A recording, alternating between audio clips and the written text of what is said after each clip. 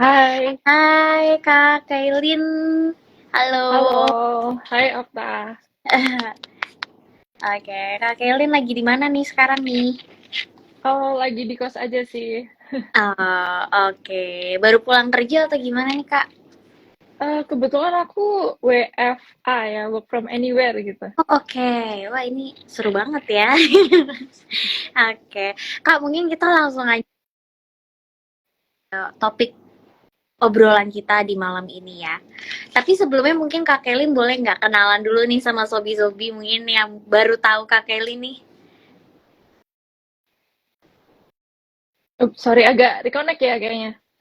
Oke, oke. Jadi Oke, oke. mungkin Kak Kelly boleh kenalan dulu nggak nih sama sobi-sobi yang baru pada join juga nih?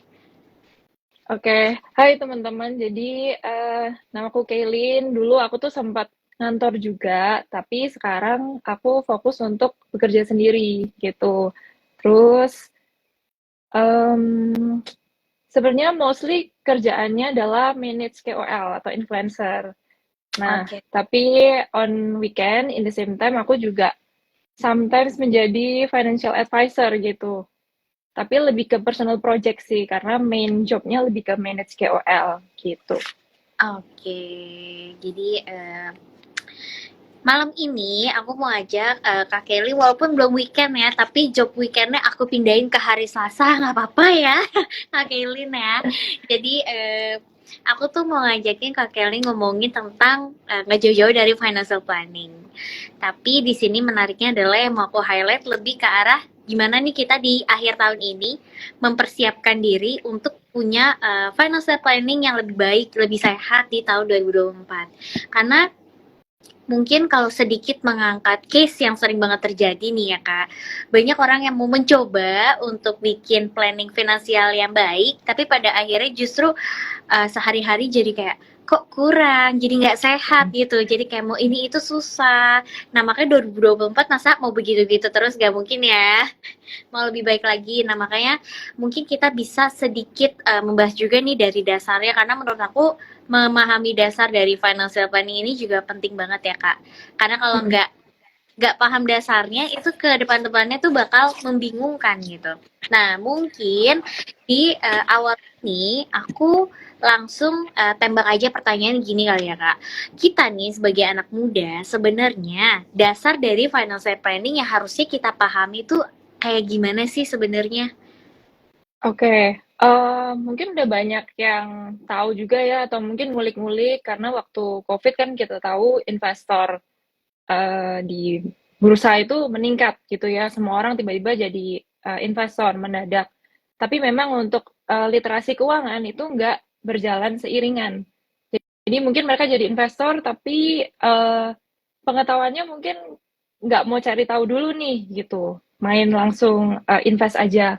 Nah, kalau menurut aku ini bukan kalau dari ini ya ilmu financial planning itu memang kita balikin lagi selalu ke piramida keuangan kan gitu. Oke. Kalau misalnya kita cek di piramida keuangan itu kan ada 5 nih, ada 5 tangga gitu ya. Tapi kalau sebagai anak muda, menurut aku kita perlu fokusnya saat ini di tiga tangga pertama sih, gitu. Jadi kalau bisa dilihat, yang pertama itu tentunya kayak nyiapin dana darurat gitu, and then yang di tangga kedua kita bisa fokus untuk protection gitu, protection Hmm, income, and then yang ketiga baru kita ke investasi. Dan itu nggak boleh dibalik-balik, karena itu harus step by step gitu. oke. Wow, ini poin pertama aja udah cukup mendalam gitu ya. Jadi kita basicnya itu dari yang namanya piramida keuangan. Tapi kalau misalnya kita highlight lagi untuk anak muda mungkin di tiga susunan bawah gitu ya kali ya. Ada dana darurat, protection, income, dan juga investasi. Nah, mungkin boleh sedikit juga dijelasin nggak nih Kak Kelin ya, kenapa sih sebenarnya fondasinya tuh harus dari dana darurat dulu, baru protection income, baru akhirnya ke investasi nih. Oke, banyak orang kan mungkin startnya ya udah mau cepat kaya, terus mikirnya oke investasi gitu ya. Tapi kadang kita lupa nih untuk mengantisipasi hal-hal, let's say ada hal-hal urgent gitu yang terjadi. Misal rumah bocor, butuh dibenerin, atau mungkin amit-amit nih kecelakaan gitu ya, butuh dana yang cepat atau liquid. Nah, itu di situ peran dana darurat.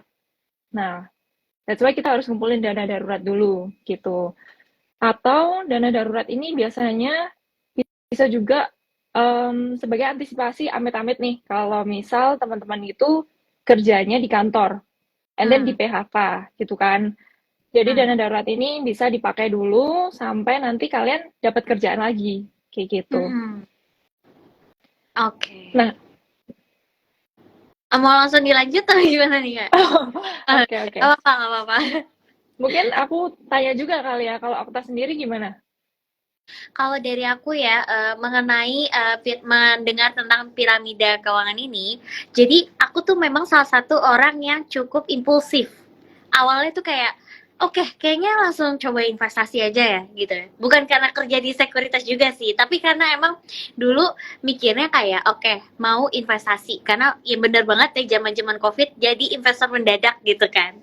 Nah, tapi lama-lama pas dijalanin, itu mulai tuh muncul ada hal-hal yang sebenarnya nggak ke planning. Betul banget katanya Kak Kelin tadi, kayak mungkin HP rusak, tiba-tiba Hmm, sakit, dan kita tahu kalau misalnya uang diinvestasiin itu tidak bisa dicairkan seperti kita mungkin transfer m-banking gitu ya. Ada waktu-waktu settlement kayak misalnya saham bisa dicairinnya T+2, benar. belum tarik ke rekening kita. Jadi itu akhirnya membuat aku tersadar, oke, ternyata sebenarnya harus ada dana darurat ini. Nah, dana darurat ini juga nggak bisa kita samain dengan dana kebutuhan sehari-hari karena itu berbeda porsi gitu. Jadi kalau tadi ke Kelin jelasin gitu, aku cukup relate karena aku termasuk yang tadi itu kak, yang investasi dulu baru nyadar dana darurat itu penting gitu. Oke. Ini kalau misalnya kita naik sedikit lagi ke protection income itu maksudnya gimana tuh? Oke, kalau protection income di tangga kedua itu intinya adalah untuk mempunyai asuransi gitu. Oke. Jadi asuransi ini kenapa protection income? Karena aku selalu mengibaratkan seperti ini sih, insurance itu kayak atap rumah. Jadi Mm-mm. kalau misalnya kita bangun rumah nih gitu, kita punya banyak kamar gitu ya. Nah, kamar-kamar ini tuh kita udah siapin, let's say, oh kita 2 tahun lagi mau S2 atau 5 tahun lagi mau menikah gitu. Mm. Nah, tapi once ada hujan atau badai, tapi kita nggak punya atap. Nah, hujan ini atau bencana ini akan menggerogoti kamar-kamar ini gitu kan. Jadi percuma aja kita udah siapin banyak nih untuk pos yang ini, tapi kalau kita nggak ada insurance, itu nanti akan menggerogoti biaya-biaya ini ya, pos-pos yang udah kita siapin kayak gitu. Nah, that's why itu penting, dan mungkin yang paling basic adalah at least punya asuransi kesehatan gitu. Kalau nanti udah punya asuransi kesehatan, baru bisa naik lagi ke kritis sama jiwa Oke. gitu. Nah, itu mengenai protection income. Jadi sebenarnya dari um, gambarannya sih udah cukup jelas gitu ya. Percuma kita punya pos-pos-pos tapi nggak ada yang jagain gitu. Nggak ada yang nutupin gitu kan. Hmm, Oke. Nah, nextnya kalau misalnya kita naik sedikit lagi. Kenapa baru nih kita boleh masuk ke namanya investasi? Oke, kalau tadi dana darurat udah cek, and then asuransi juga udah ada. Nah, kita boleh nih spare gitu ya dari let's say discretionary income kita gitu ya. Itu kita bisa pakai untuk investasi. Besarnya porsi investasi ini pun sebenarnya balik lagi ke yang namanya profil resiko ya, lagi-lagi gitu. Profil resiko ini kalau kita tahu bisa dibagi jadi 3 gitu. Ada orang yang konservatif, maksudnya dia takut nih, mungkin kalau masuk di saham ada turun 15% gitu ya, itu udah yang nggak bisa tidur, kayak gitu. Tapi ada juga orang yang merasa, kalau aku taruh di deposito, kapan kekumpulnya nih uang Hmm, gitu. iya Apalagi ya. kalau kalau misalnya kita masih muda dan let's say gajinya UMR gitu. Kan kalau misal kita boleh bagi ya, atau mungkin di seumuran aku, Okta, terus teman-teman sekalian ya, let's say misal yang baru lulus kuliah, kita kan mau membangun kekayaan gitu. Kita Hmm. mau accumulate wealth. Nah, beda ceritanya kalau nanti kita udah yang senior nih, tua. Itu mungkin fokus kita lebih ke untuk preserve wealth gitu. Jadi kita main di aman aja nggak masalah, karena modalnya udah gede. Nah, terus yang profil resiko ketiga adalah yang agresif gitu. Mm-mm. Oke. Jadi apakah sebenarnya nih ya kita bisa ngejalanin, maksudnya kita bisa mengumpulkan ketiganya secara bersamaan nih? Kayak misalnya investasi, tapi barengan sama dana darurat, baru sama protection income gitu. Atau harus kayak ya udah dana darurat terpenuhi, baru naik lagi satu, baru naik lagi satu, itu gimana nih? Oke, kalau aku pribadi, menurut aku bisa berjalan beriringan sih gitu. Tapi kan pasti ada alokasi-alokasinya ya. Dan Mm-mm. lebih diprioritasin yang tadi, mulai dari fondasi dulu gitu. Jangan kalau misal udah dapat income, terus dana darurat belum ada, asuransi belum ada, tapi malah porsinya besar langsung diinvestasi gitu. Kan kita Mm-mm. mau memenuhi yang tangga pertama dulu, kayak gitu. Oke. Ini aku makin dan aku bisa merangkum kalau misalnya nih sebenarnya ketiganya bisa berjalan seiringan, tapi ini lebih ke arah porsinya ya, alokasinya gitu. Jadi sebenarnya nggak ada alasan lagi aku nggak mau mulai investasi karena dana daruratnya belum ada. Itu nggak itu terlalu klise ya. Jadi Benar-benar. tergantung juga balik lagi mungkin dengan kondisi keuangan pribadi dan bagaimana kita membaginya gitu ya, alokasi masing-masingnya. Oke, nah next questionnya adalah apakah ada nih tren financial planning di 2024 yang mungkin kita perlu tahu nih dari akhir tahun 2003 ini? Eh, sebenarnya kalau yang namanya tren atau let's say nggak cuma financial planning ya, atau kayak makroekonomi, itu kita nggak akan pernah tahu ya, karena ya kita harus bisa adapt gitu sama apa yang terjadi di sekitar kita. Cuman mungkin yang mau aku highlight adalah lebih ke conscious spending kali ya. Oke. Karena sekarang kan kita gampang banget ya buka dulu kalau TikTok masih ada TikTok Shop, gampang banget nih, banyak banget yang live, gampang check out, kayak Ya, gitu kan. benar-benar. Ya itu. Jadi kalau conscious spending ya kita aware aja sih, maksudnya yang kita spend itu sebenarnya beneran perlu apa enggak gitu. Aku pribadi juga belajar ya, masih belajar karena banyak banget nih godaan kayak kemarin 11-11 atau habis ini 12-12 gitu kan. Iya, tanggal kembar tuh emang selalu agak menggoda ya untuk dilirik ya. Kita harus punya self control yang baik gitu. Oke, Kak Kelly nih. Kak Kelly mau kita lanjut dulu obrolannya atau mau sembari jawabin Q&A nih? Oh, jawabin boleh kali ya. Oke, jadi ini ada pertanyaan dari Kak Jericho_go. Kak, 95% saya di instrumen saham, 5% cash di tabungan untuk pengeluaran sehari-hari. Dana darurat ya cuma by CC aja kredit card. Apakah ini sudah baik? Gitu.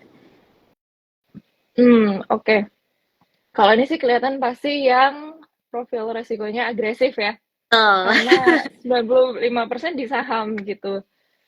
Sebenarnya kalau dana darurat itu kuncinya adalah liquid sih, gitu. Karena kan namanya kita perlunya urgent gitu ya.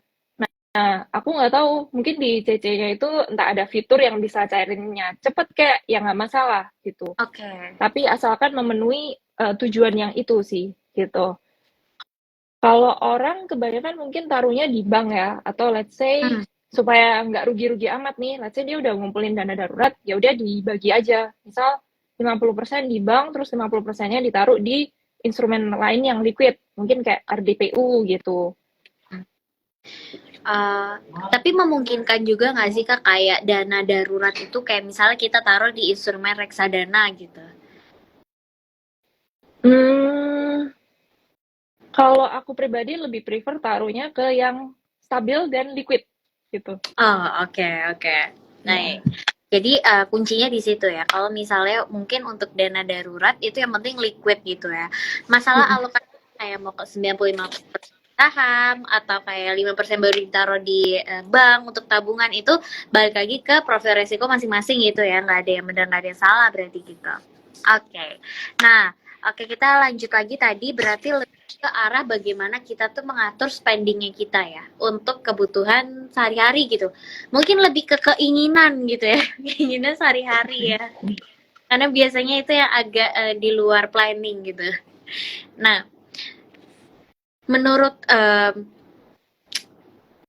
Kak Kelly nih, tadi kan sempat juga nyinggung soal kebutuhan spending gitu ya. Hmm, Nah, misalnya kita tuh anak muda, pengen punya financial planning pasti yang sehat dong. Apalagi sekarang udah zaman banget nih namanya anak muda tuh melek investasi, melek finansial gitu ya. Nah, sebenarnya tuh ada nggak sih eh, acuan atau bahkan rekomendasi sebenarnya lifestyle, lifestyle seperti ini loh yang harus kamu bangun supaya finansial kamu nih juga sehat secara planningnya ada nggak tuh? oke. Oh, kalau misal kita ngomong financial planning ya, sebenarnya ujung-ujungnya kan yang kita mau adalah end goal-nya untuk financial freedom gitu. Tapi financial freedom ini mungkin berbeda antara aku sama Okta sama teman-teman yang join live malam ini. Let's say aku bilang, oh aku butuh uang 10 M deh gitu untuk bisa hidup nyaman, sejahtera. Mungkin Okta beda, let's say Okta, oh aku sih mau ini ya jalan-jalan 1 tahun 4 kali gitu. Jadi misal butuhnya 50 M. Nah kan berbeda tiap orang. Tapi intinya yang paling penting adalah um, kita harus ini sih accumulate wealth itu, and then untuk bisa mendapatkan passive income. Nah passive income ini harus bisa nanti mencukupi yang paling pertama ya adalah kebutuhan hidup kan, sandang, pangan, papan gitu at least. Nanti kalau misalnya ada rezeki lebih, mungkin bisa aja mencukupi next levelnya yaitu lifestyle kita gitu. Entah apa lifestyle yang dipilih. Kan ada aja orang yang ya udah yang penting hidup sederhana tapi bisa makan 3 kali sehari gitu kan, mungkin jalan-jalan keluar kota. Tapi kan ada juga orang yang, oh aku mau travel ke luar negeri gitu. Jadi pasti kan beda tujuan atau end goal-nya ini, nominal yang dibutuhkan ya gitu.